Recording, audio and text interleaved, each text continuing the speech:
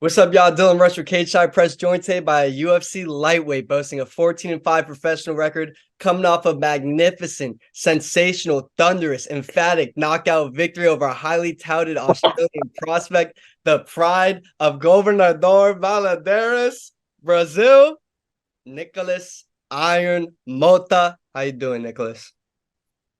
I'm good. I'm in Brazil visiting my family. I was supposed to come for Christmas, but I had the fight in January, so I was doing diet and training during Christmas. Then now I came to spend some time with family because I should do that, right. It's my mom's birthday, January 31, and she said that she's gonna make a party in February 3rd. So I'm going back to America February 6th. So I could come to the party? Yeah, you can. So let me talk to you about this victory, man. This fight earlier this month, everyone doubted you.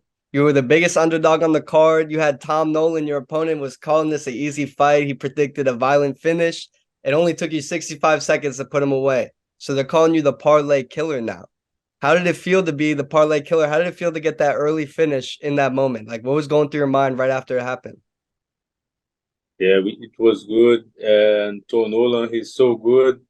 And it was great. Like, I was calm. I was trying to find that balance of like being in the right balance, not too nervous, not too calm, trying to stay in the middle. And it was cool. It was just like when I had the Cameron Van Camp knockout.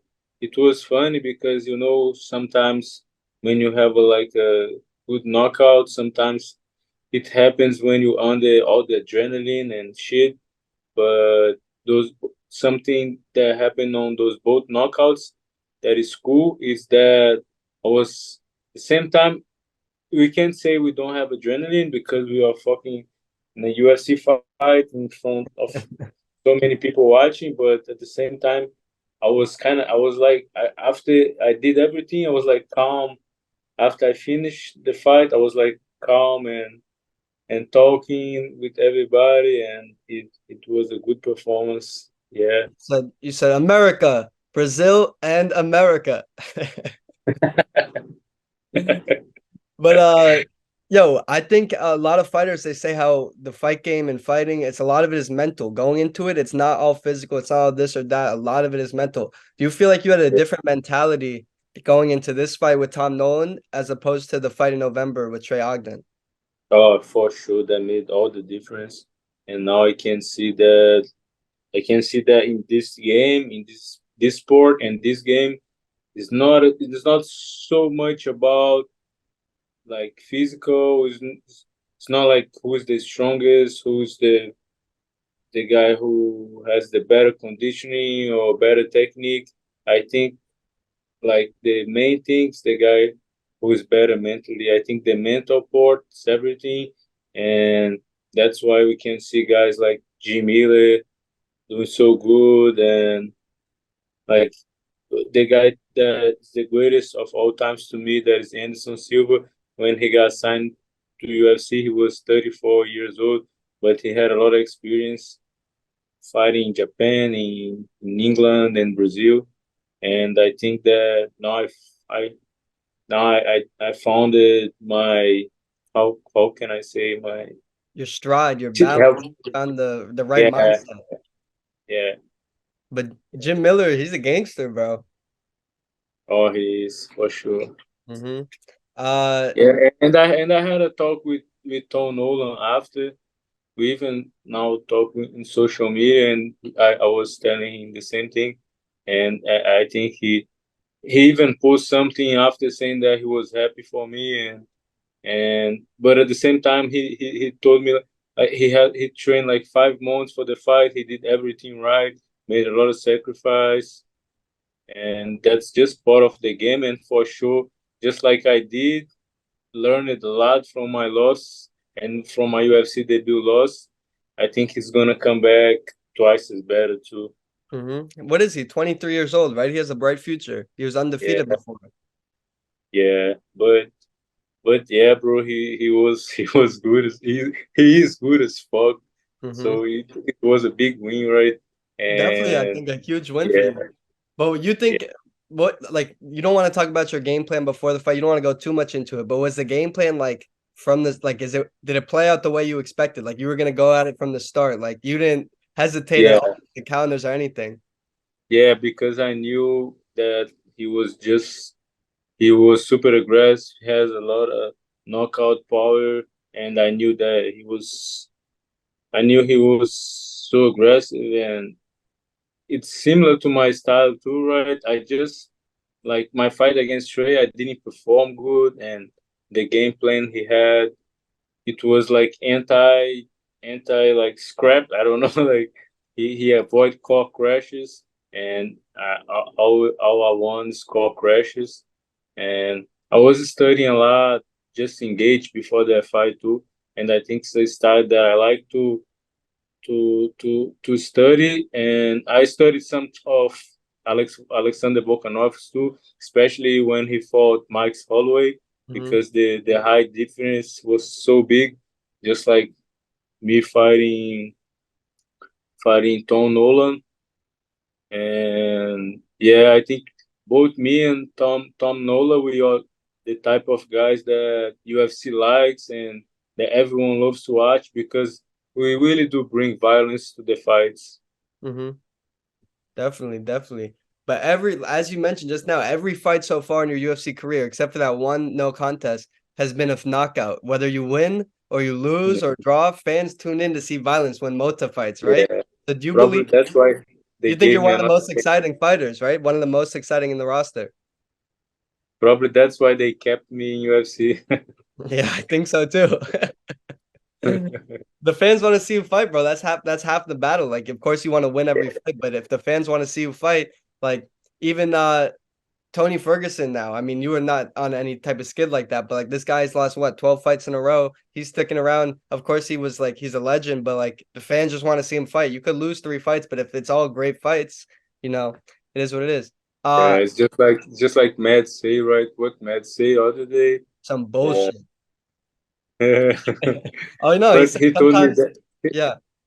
that to him, like, what matters the most is to perform. He doesn't care if he lose, but if he puts on a good performance. And just like I said on my other interview, like right before the fight, I had Julian Erosa, that was a guy that was my main sparring partner, my main training partner. And we know that Julian is other guy that all his fights are crazy.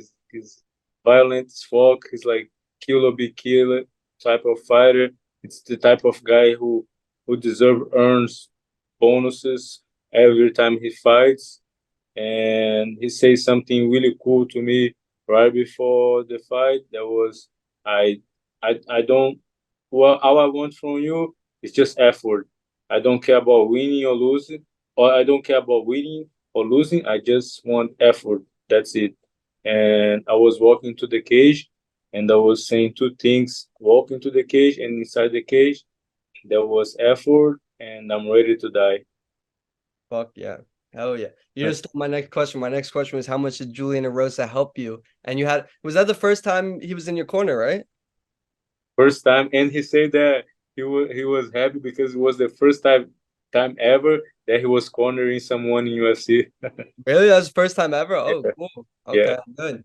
Uh, so in addition to Arosa, not only Arosa, but you train at one of the best gyms with some of the best people, Extreme Couture, Las Vegas, Nevada. But you also train with some of the best Brazilians in the sport. I know you spar with Jose Aldo when you were younger, RDA. You've trained with Paulo Costa, Mateus Nicolau, all these guys. You're good friends with Eddie Alvarez.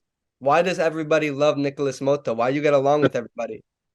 I don't know, but like I always try to to train with the best and learn and pick their brains, guys that have more experience than me, and that's so important. And it's like almost like lions hang out with lions. I don't know. What you like living in more, the East Coast or the West Coast? That's a hard question. I always like it so much, the East Coast and New Jersey, because I made some of my best friends ever in New Jersey. But I always want to live in Vegas too. Since 2015, when I came to the United States for the first time for the Ultimate Fighter Hmm. reality show, and we in the Ultimate Fighter we live like inmates, like guys in jail, because we don't have our phones and we can't go nowhere. We just in the house, then we go inside the van, go to the gym, get inside the van again, go back to the house. But at those times, like going to the UFC gym or going to the house, I would look the I was inside the van and I would be looking the streets of Vegas, and I told myself one day I'm gonna live here, and Hmm. that's what I made. That's what I made happen, and also living in Vegas is great because in 2017 I was with Edson. I was training with Edson Barboza, and he had to do something in Vegas, and he needed some training partner for the days while he was in Vegas. Then and he invited me to come with him, and it was my first time at the UFCPI, and that shit was so cool. And I'm like, man, I need to get signed by UFC because the UFCPI is awesome, man. We used to get so much good food and recovery and everything. Then then and that happened. I was in I was in New Jersey, and my friend Joaquin Silva, Neto BJJ, he Hmm. also did tough with me, and he was in New Jersey, and he was living Forest Fork. I was in Toms River, that is like Sande, right, almost south, Hmm. and he was Forest Fork, I think, because he was dating a girl from New York, some Brazilian girl from New York. Then I had to drive all the way to train with him. I'll drive like an hour just to go train with Neto. Then I found a gym that was the closest one by the place that he was living. That was Renzo Gracie, Jersey City. Then I would drive to the gym, Renzo Gracie, Jersey City. Then we would train, and I was driving a lot. Then I would have to drive 1 hour back home again, and sometimes like I was driving a lot, but then I end up having the opportunity to fight on Dana White Contender Series, and I had Joaquin in my corner, and it was like just because we training so much together. When he was in my corner, it felt like he had a, you know, when you play in a video game, when you have a like a Yeah, the remote, joysticks. Yeah. it felt like he had one, and I could hear everything he was saying and I was doing, and it was a great win. It was against a very tough guy from New Jersey too. Uh, how's his name? Joseph Laurie. He's Hmm. from Philly, I think.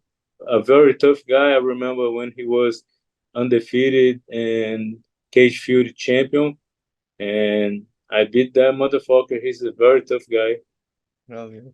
Do you see Neto just got booked? Oh, I see. Yeah, Tough Dracula. fight. Very nice. One time I almost fought Dracula. Was before my UFC debut. My manager, was in January. I was in Brazil because I was spending Christmas with my family in December. Then my manager called me and offered me to fight Dracula in May.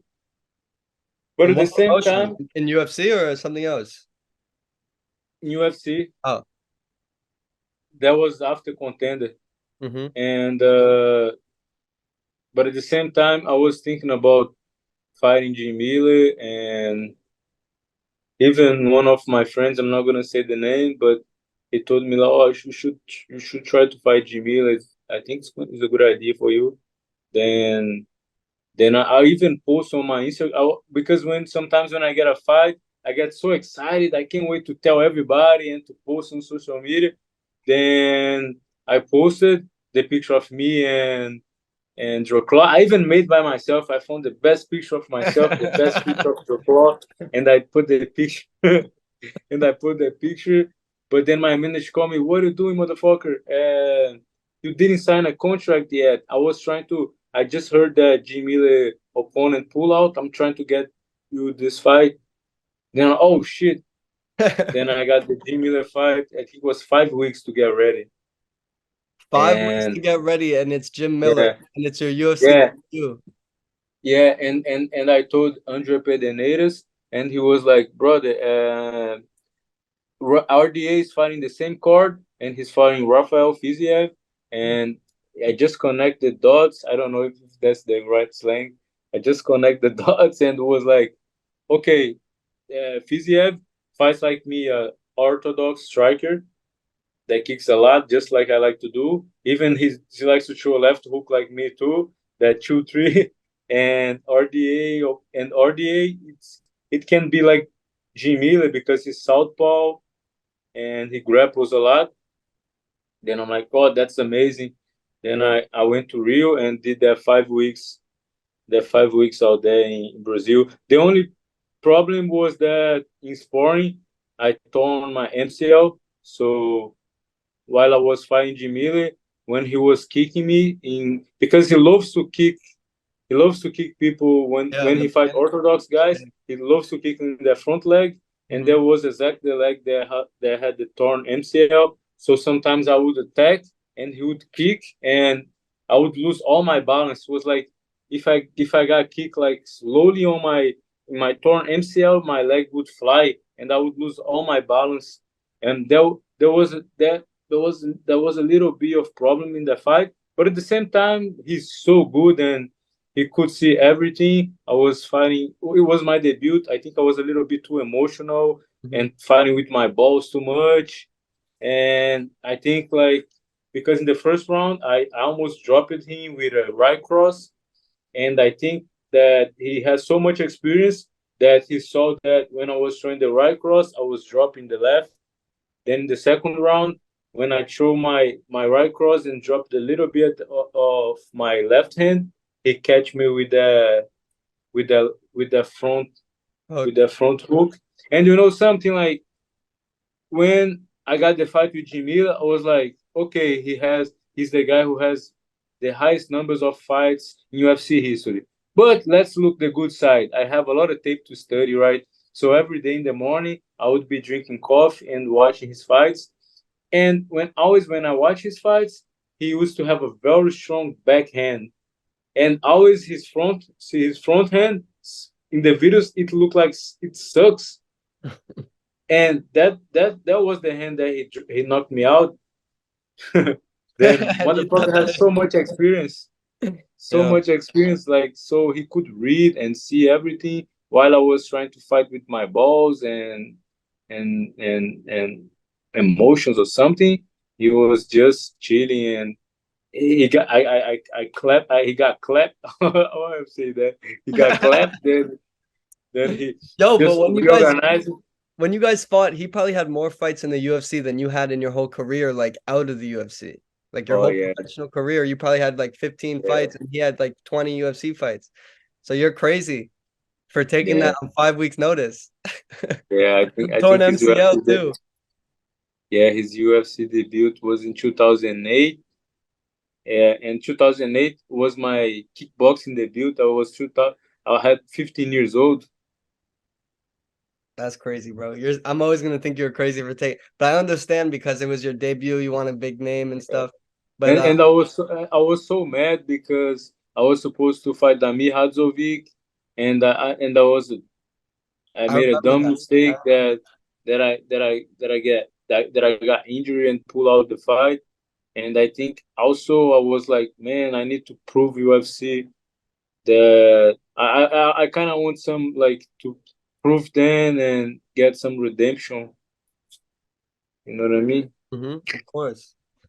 So we talked about Julian Erosa cornering you. I've seen you corner a few guys in the last few years. You cornered Cesar Uh, Almeida, right? On Dana White Contender Series. I saw you corner Bruno Robusto, Miranda, and PFL.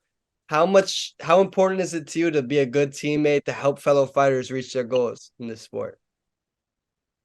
yeah, I think it's a great feeling, and we know like as fighters, we put most of us we put everything on there, and it takes so much of sacrifice, and so I think the guys appreciate a lot. It creates a real like friendship, and but at the same time, uh, it's a good experience too. If in the future I want to be a coach too, and uh, some people before they used to talk about extreme like it wasn't a real thing because a lot of people like coming and leaving, but that's normal. Just like was when I was growing up in Nova União in Rio too.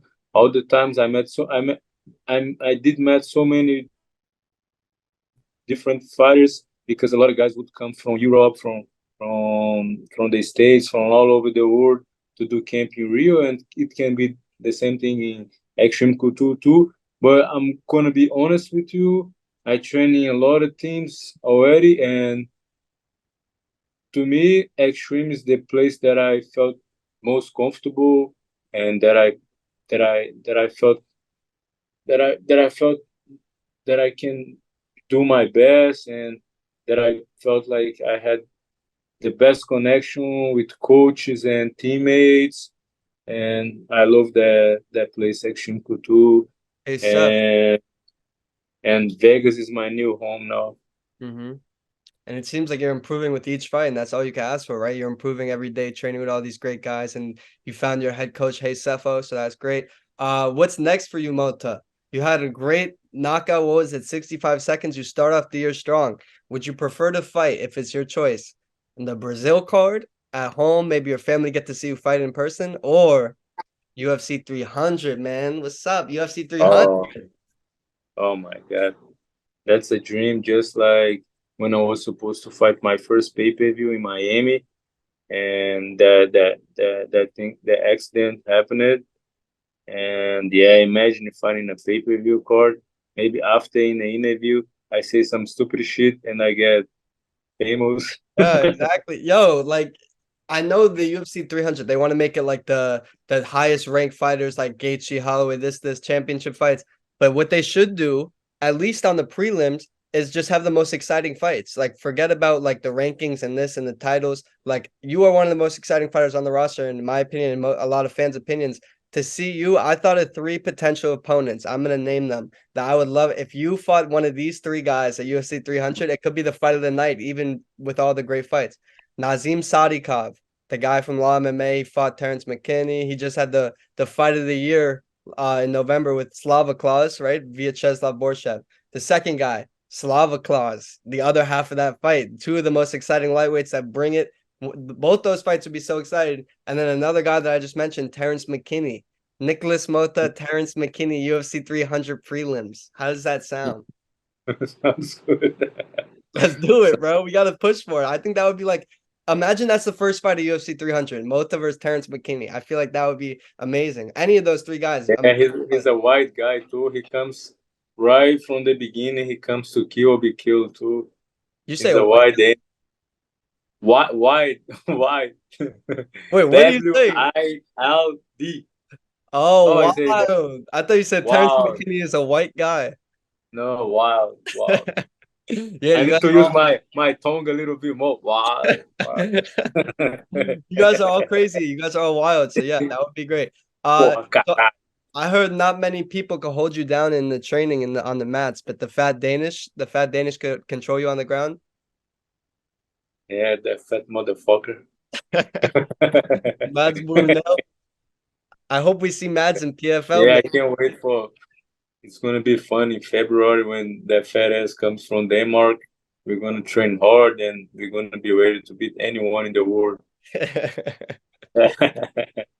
You know, Mads has a big the And when you come to Vegas, you coming soon too? I wanna go to Arizona and California though. You Oh, have a car let's in go to Vegas, like Arizona. I need you to California is drive. too woke. But, How they say woke? but you need to drive. Oh, I, I I can can't drive. drive. Cruise control. Cruise control. Yeah. All right. What was I gonna say? Oh yeah. You've been there were rumors circling around the MMA community. I don't know who started, like journalists were talking. They said you had a girlfriend named Lizzo. Is that true? All right, let me ask a real question. I'm curious to hear this, all right? You got to give this a deep question. You got to give it some thought. You've been in the UFC for 2 years now almost, right? February will make it 2 years. You've had ups, you've had wins, you've had losses. You've been through a lot. What's the biggest lesson you've learned in the last 2 years? The biggest lesson I learned is some of the stoic principles. Control what you can control, and yeah, stay in the moment, and yeah, just stay in the moment, and don't be so focused on the future, or also don't be too stuck on things that you cannot change. They already happened, Mm-hmm. and just be present and control what you can control. And just like I said, this last fight, just effort is all I can promise is effort, and I'm ready to die. That's good, man. You're a wise man, bro. Mota is getting wise in his years. Yeah, 40, 30 years old now, and next month I'm turning 31. Yo, we should. I'm gonna be in America February 8th. We That's your should birthday? like let's do something for my birthday. Okay, okay. We could do that. We can make that happen. But Yeah. you're getting fat and old, Mota. All right, I got one last question for you, Mota. We're running out of time. It's not even a question. There's Mota fans all around the world, whether you know it or not. Brazil, Asia, Africa, America, New Jersey, Vegas, all these different places. A lot of people rooting for you. What do you have to say to them after getting off to a very good start this year with that knockout victory in 65 seconds? What can we expect to see from Mota the rest of this year? Yeah, expect that before like Sefo helped me with something that I was trying to change my game too much. And like I said before my fight, that I want to go back to my roots. That was the way I always fought. That is super aggressive, and all you guys can expect a lot of violence. Violence, yes. Very nice. Maybe some very good matches. Very nice. Yes. Yeah, yeah, just the same as always. Very exciting fights, and yeah, that's it. I know you think Anderson Silva is the greatest of all time. I think John Jones is the greatest of all time. John Jones made the move to heavyweight last year. Okay. Do you think maybe you move to heavyweight next year? Okay. No, but you think Anderson So Silva is really the GOAT? I don't know, man. I think he was before he maybe lost. if they allow us to get to do steroids, so I can be like Melvin Malhoff, the Brazilian Melvin Malhoff.